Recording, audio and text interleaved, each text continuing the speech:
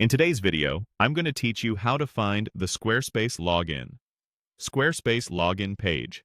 If you're new to Squarespace or just switching devices, finding the exact place to sign in can be confusing the first time.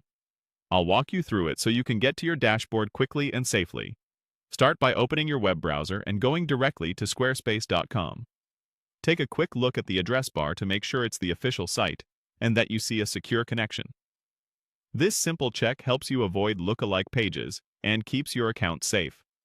Once the home page loads, look to the top right corner of the screen for the Login button. On desktop, it's usually a clear text link or button that says Log In.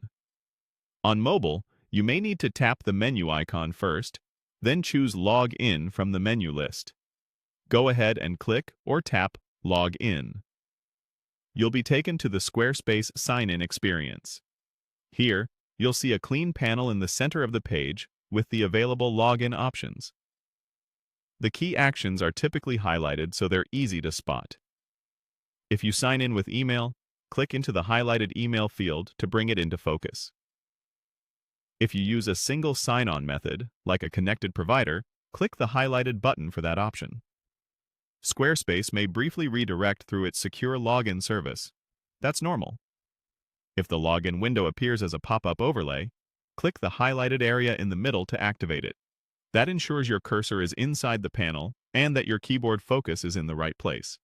You'll also notice a clearly highlighted Continue or Next action once you've selected your preferred sign-in method. Follow that highlighted path to proceed.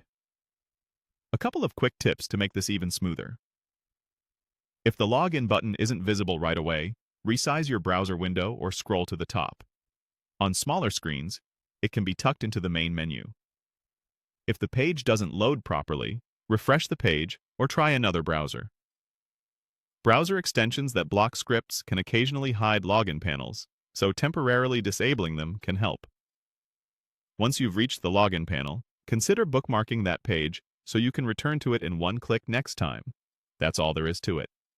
Go to squarespace.com, click Login in the top right, then use the highlighted login panel to proceed. With these steps and tips, you'll always know exactly where to go to sign in to your Squarespace account. Thanks for watching.